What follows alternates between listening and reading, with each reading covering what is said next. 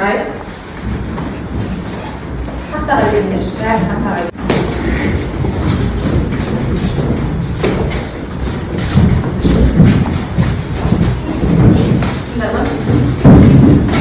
Endi bizde mına жақта ekranga qaranglar. Ekranda sendерге terezeler berilген, ya. Осы терезелердің бірін таңдайсыңдар, артында шыққан сөз бойынша әркім өз тобына барады. Түсінікті ма? Бірінші топ мына жақта қараңдар. Тентектер тобы, екінші топ қайсарлар тобы, үшінші топ қиялшылдар тобы. Түсінікті? Осы жерде шыққан, терезеден шыққан сөздер бойынша әркім өз орнына барып отыра алады. Ал кеттік бастайсың. Қаттырақ басамыз. Қайсарлар тобына барады. Барайық, өте келесі адам. Қиялшылдар тобына барады. Тентектер тобына барады. Қиялшылдар тобына барады. Қиялшылдар тобына барады. Қиялшылдар тобына барады. Қайсарлар тобына барады.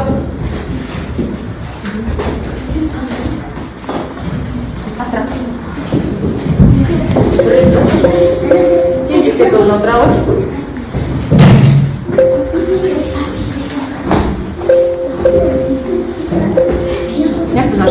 Менің атым Қожа хикаясы, иә?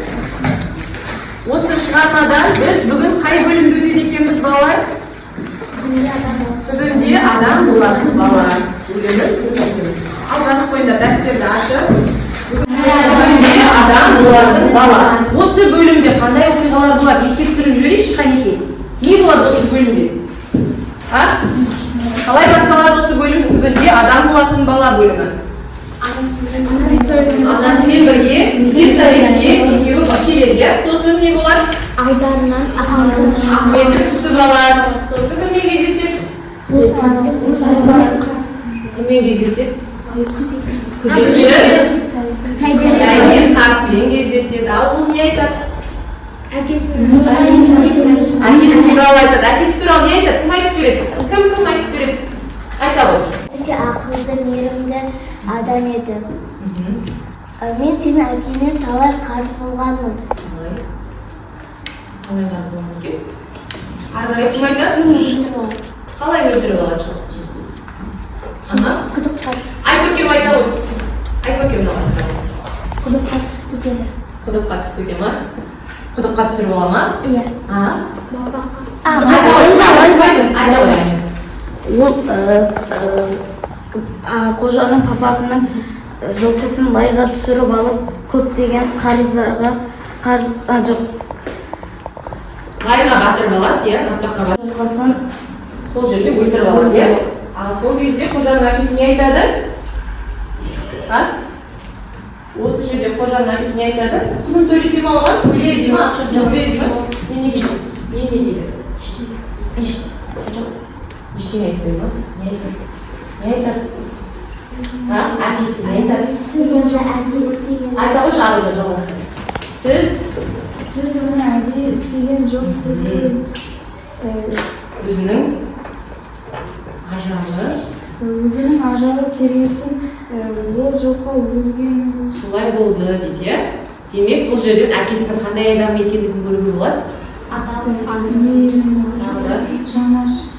Тағы да. Қандай қасиетін көруге болады әкесінің? Тағы да. Құнын төлетпей тұр ғой. Кешіріп жіберіп тұр соны. Басқадан болса құнын төлетіп алады дейді. Қандай адам екендігін көрсетуге болады, көруге болады? Кешіруші. Мейірімді. Жомарттығын көруге болады. Өте жақсы, браво. Олай болса, сендерге балалар, қазір тақтаға, экранға назар аударыңдар. Сендерге мынадай суреттер берілген. Осы суреттерді бірін таңдау арқылы әр топ өздеріне берілген 6 сұраққа жауап береді. Жақсы? Бұл жерде 6-6-дан 3 топқа 18 сұрақ бар. 3 топтан бір оқушыдан келе қойсын маған. Бір оқушыдан келіңіз. Бір оқушыдан келе қой. Кеп. Ернат келе қой. Ерсұлтан таңдаған суреттерге Ерсұлтанның тобы жауап береді. Жақсы ма? Кезектесіп жауап береміз. Ал кеттік. Майқанова апай кімнің қандай ұстаз? Майқанова апай қандай ұстаз? Қандай ұстаз? Ашушан, тағы да дұрыс айтасың. Мейірімді. Мейірімді. Қожаның анасының аты кім? Аты кім? Жауап бар ма келесі? Жауап бар ма? Жоқ. Жауап жоқ па? Қожаның анасының аты Милла. Ал кетіп келесі сұрақ. Келесі сұрағына келеді. 24-ші жылы тұрып жауап бересіз. 24-ші жыл қай жерде? Топтар көмектессеңдер болады. 24-ші жылы, 1924 жыл қай жерде дүниеге келді? Қай жерде? Жауап бар ма келесі топтар? Қазіргі Қостанай облысында. Қостанайда ма? Қай жерде дүниеге келген? Қай жерде дүниеге келген екен? Қожаның туы туралы куәлігіне жазылған есімі қандай? Қожа. Жас келесі. Қожаға не себепті ашуланды? Тәртіпсіздігі үшін өте жақсы. Келесі сұрақ. Шығармадағы тыпыңдаған көк көз келіншек кім? Бұл жанерке жауап берсінші. Кім ол? Тыпыңдаған көк көз келіншек. Кім еді? Бұл мұғалім кейіннен ол директордың кабинетіне қалай өтеуі отырады. Кім ол? Майқан Бапай. Майқан Бапай. Келесі сұрақ. Оқулығы сай бала, көңілі жай бала кімнің сөзі? Кімнің сөзі? Кімдікі? Жауап жоқ па? 1, 2, 3. Қожаның сөзі. Бұл қай жерде айтады? Кітап алатын сөзі айтады. Айта береді. Қайталамыз деп. Неліктен кезекте тұрғысы келмеді? Ол өтірік айтты ғой. Қанталап өтірік ол емес. Неліктен кезекте күтіп тұрғысы келмеді? Күтіп тұрса да кіретін еді ғой, кезегі күтсе. Неліктен күтісі келмеді? Өйткені бітіп қалады деп. Өте жақсы. Өйткені кітаптар бітіп қалатын болғандықтан күтісі келмеді. Менің атым Қожа хикаятының авторы. Бердібек Соқпақбаев. Мынау 4-шісі ма? Қай жылы Қазақфильм киностудиясы менің атым Қожа фильмін экранға шығарды? Келесі нешінші? Қандай қылықтар үшін жиі ескерту алды? Тентек, тәртіпсіз және сөз қайтарған қылықтар үшін, ашушаңдығы үшін ескерту алды. Жақсы келесі. Ахметов пен осы түбінде адам болатын бала бөлімінен Ахметов пен Майқанова арасындағы диалогты кім тауып оқиды? Қанеке іздейікші, кім тапты, кім тапты? Таптық па? Бір адам тапты. Диалог Ахметов пен Майқанованың арасындағы диалог. Кім тапты, Қанеке? Бір адам тапты әлі. Басқа Мұса оқи ғой. Қадыров түбінде адам болатын бала дейді, Майқанова оты бар деп қостады Ахметов. Екеуі бұлай ұзай беріп мен жөнінде тағы бірдеңелерді сөйлесіп бара жатты, бірақ мен анықтап ести алмадым. Әке естігенімді өзі қолқа жүрегімді сол кеткізгенде әсер қалдырды. Мен Майқанованы қас дұшпаным санап жүрсем, ол мені түбінде адам болатын бала деп директорға мақтап бара жатқаны қалай ап-айқын тап осылай деді міне жұмбақ. Не түсіндік ал осы бөлімнен? Осы жерде, осы диалогтан. Майқанова Қожаны түбінде адам болатын бала деп директорге не істеді? Мақтады. Қожа оны күтті ма осындай жауап айтатынын? Күтпеді. Неліктен? Не себеп? Себеп бұрыннан бері қожа ол менің дұшпаным деп ойлайтын еді, өте жақсы отырауы. Неліктен? Қалай ойлайсыңдар балалар? Неліктен Майқанова Қожаға түбінде адам болатын бала деп айтты? Неліктен? Тәртібі жақсы, тағы да сабағын жақсы оқиды, дұрыс айтасың, тағы да тауып оққан болсаңдар, тапқан болсаңдар, бір ұпай қойасың, таппаған болсаңдар қоймайсыңдар, жақсы ма?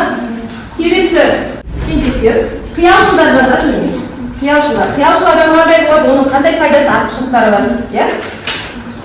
Жазамыз. және үшінші қайсарлық. Қайсарлықтың қандай пайдасы бар? Қандай болады ол адам?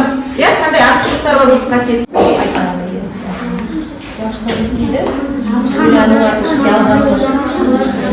Не ойлап табады? Жаза беріңдер. Сабағын жақсы тағы да пысық болады, молодец, тағы қандай болады? Ақыл, батыр, қайсарлық, адал болады, сосын қайсарлық. Қиындыққа, естемейтін болады, қиындыққа. Қайтпас, қайсарлық. Қандай болады олар? Қорықпайды ешнәрсе. Қайсарлық алға қарай жылжиды. Қайсарлық қандай болады? Қандай болады? Жас шешесі. Уақыттарын аяқталды, бала жас болды ма? Болса да сабақ жақсы оқиды. Тентек адамдар сабақты жақсы оқиды дейді, келсеңіз ба? Тентек адамдар сабақты жақсы оқиды, келсеңіз ба? Келсеңіз ба? Ал жақсы келседі. Сосын белсенді болады, солай ма? Белсенді деген қандай ол? Қалай түсінесің? Қалай түсінесіңдер топ? Белсенді деген. Келесі топ. Жақсы ойланады. Қияшылдар. Жақсы ойланады. Жақсы ойланады. Көп нәрсеге қол жеткізеді. Көп нәрсеге қол жеткізеді, сосын Қиялдану арқылы шығармалар мәтін идеялар табады. не бұл дейді? Қалай? Қиялдану арқылы шығарма мәтін идеялар табады. Ал осы сөзді тұжырымдап беріңдерші, қалай түсінесіңдер осы сөзді? Не айтқыларың келді? Не айтқыларың келді? Жаңа нәрселер, жаңа идеялар ойлап табады, дұрыс айтады. Сосын ойлану арқылы алдына мақсат қояды. мақсат қояды, иә. Өз ойын жақсы жеткізеді. Өз ойын жақсы жеткізеді. Болды ма? Ағас, нешеу жауап беріңдер? Бесеу ма? Шапалақ, келесі топқа. Үшінші топ енді тыңда. Батыл, батыр, адал. Тұра тұр. Қайсарлар батыл болады дейді. Рас па? Солай бола ма? Батыл бола ма? Ал жақсы, келесі. Адал болады дейді. Солай ма? Келесі. Айтқанынан қайтпайды, бір сөзді Бір сөзді болады дейді. Айтқанынан қайтпайды дейді. Солай ма? Ерсұлтан. Келесі. Болды ма? Үшеуін жауап берді, шапалақ. Ал жақсы балалар. Енді осы қасиеттер тентектік, қайсарлық, қиялшылдық бүгінгі біздің кейіпкеріміз Қожаның бойында бар ма? Қалай ойлайсыңдар? Бар ма? Демек, Қожа қандай бала екен?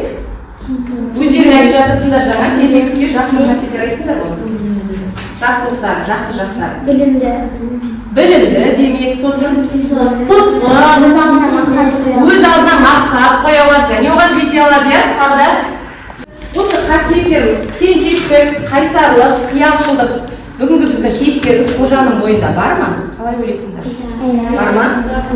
Демек, Қожа қандай бала екен?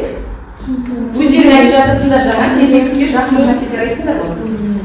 Жақсылықтар, жақсы жақтар. Білімді. Білімді демек, сосын пысық, өз алдына мақсат қоя алады және оған жете алады, иә? Тағы да қазір белсенді, қиялшыл, иә? Тағы да жаңа идеялар ойлап табады. Сосын не айттыңдар сендер? Айтқанынан қайтпайды деді. Өте жақсы. Ал енді осы Қожа сияқты балалар бар ма бүгінгі таңда? Біздің арамызда бар ма? Қожа сияқты балалар, тентек балалар. Бар ма? Белсенді, қиялшыл, иә?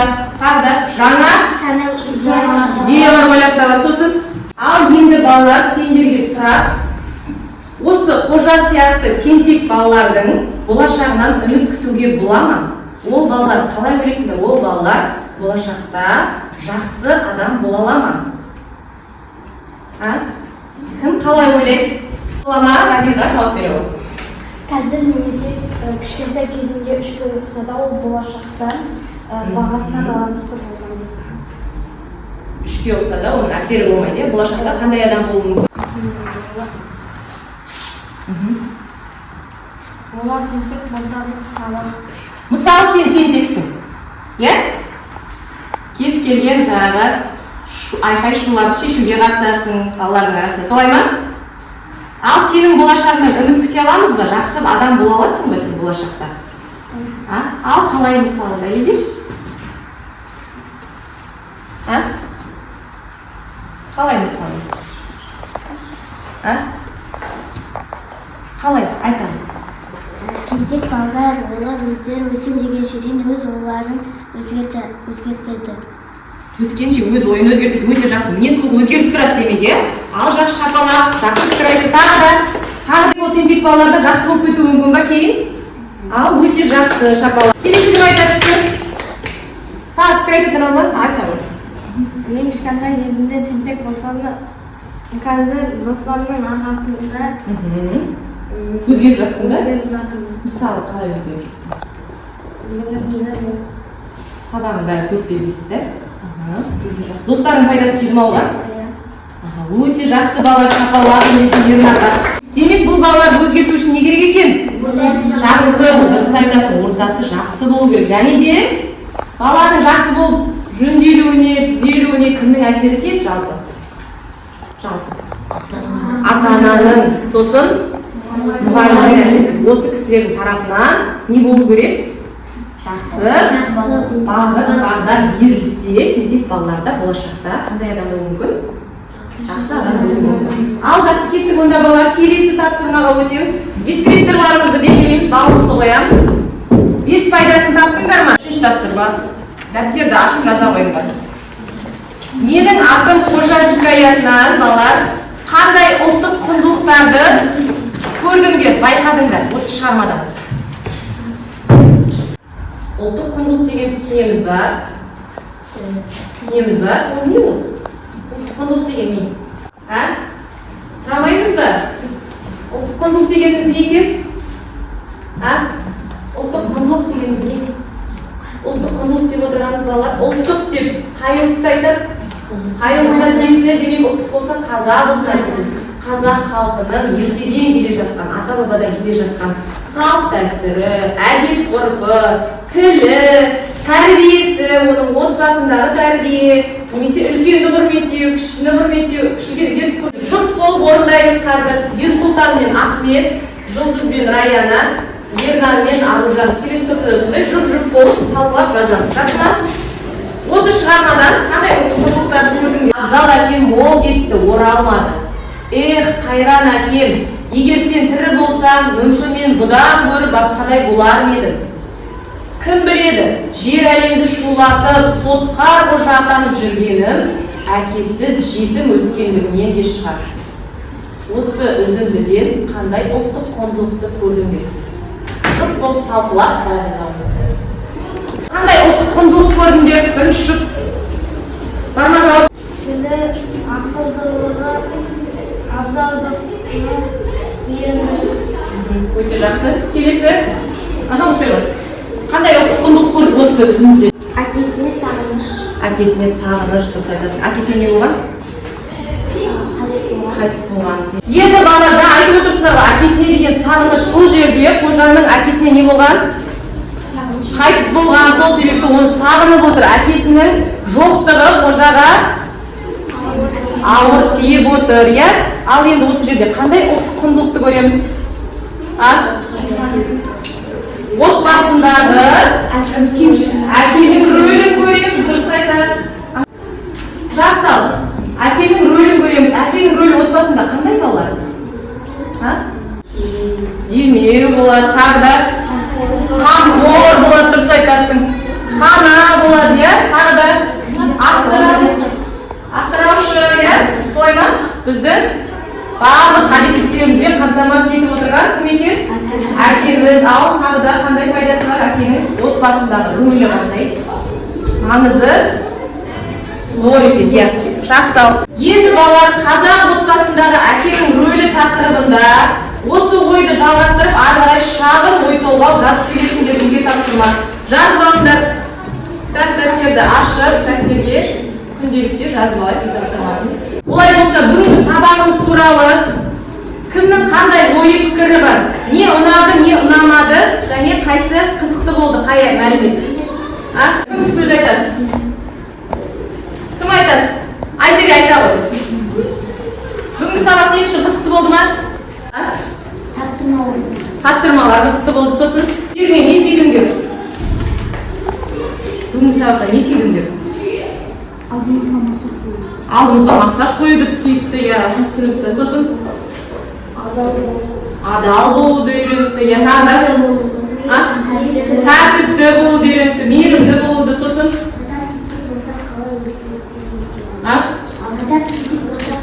тентек болған тентек балаға қалай өзгеруге болатындығын үйрендік. Тағы да болды ма? Алдымызда тұрған мына карточкалар бар ғой. Осы карточкалардың дескрипторларына өзіміз жауап берген дескрипторларға сай ұпайларды қоямыз. Бір ұпайдан. Жақсы ма? Жауап берсек қана ұпайға бір ұпай қоямыз. Жауап бермесек қоймаймыз. Жақсы? Және жауап ұпайды айтамыз. Аға, кімдікі нешеге? Ал жақсы. Сау болыңдар балалар, сабақ осымен аяқталды.